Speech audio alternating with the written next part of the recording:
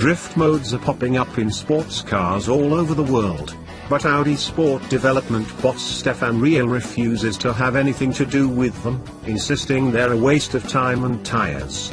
So if you want to show off with a wild-looking, tire-smoking, perfectly controlled drift in an Audi Sport model, you will have to brush up on your car control, not your button pushing. No drift mode. Not in the R8. Not in the RS3. Not in the RS6. Not in the RS4, Reil said. I don't like them.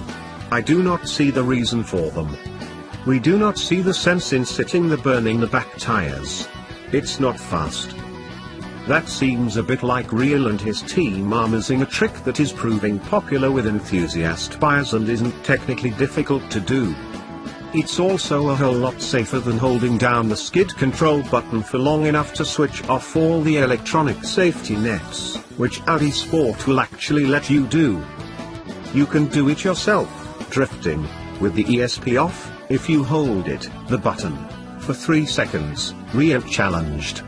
Then it will not intervene for you even when the car, is fully out of control, because that's what you asked it not to do.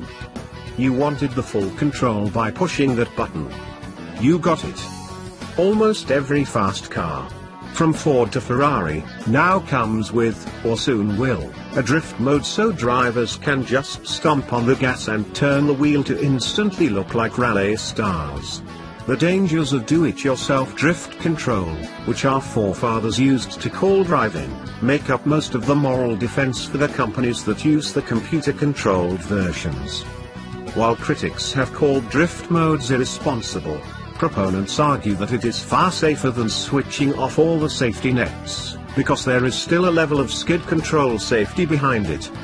Drift control is a lot safer than just turning everything off, BMW M chief Franciscus van Meel said during the launch of the M550iX Drive.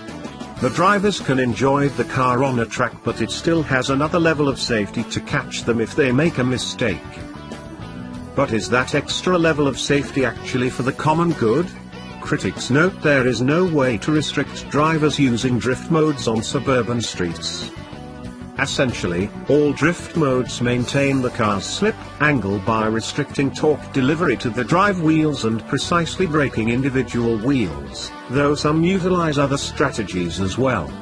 It's often easier for car makers to write the extra lines of software code to govern the slip angle than it is to find space on the dash or center console for the drift mode button.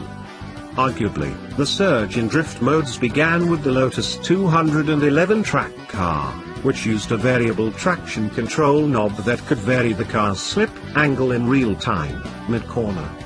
Ferrari was one of the first supercar makers to boast of its drift mode, with the F430, and Ferrari has improved its system on the 488 GTB. Pagani uses 1, 2, and McLaren fitted drift mode to the new 720S. Ford has it on the Focus RS, and Mercedes even features one on the E63 AMG, the go-fast version of the most traditional, conservative mid-sized sedan in the world. BMW went further than that in 2014, tacking a drift mode onto autonomous 2 Series Coupe and 6 Series Gran Coupe prototypes to create fast cars that could drift all by themselves, which shows you just how easy it is to use a drift mode. But none of that is enough to convince Reil, who insisted anybody could drift an Audi Sport car if they trusted their skills and courage. Also, most other cars with drift modes are rear drive, while every single car Audi Sport makes is all-wheel drive. The car is much faster the way we do it, and drifting also does not really suit the architecture of our cars.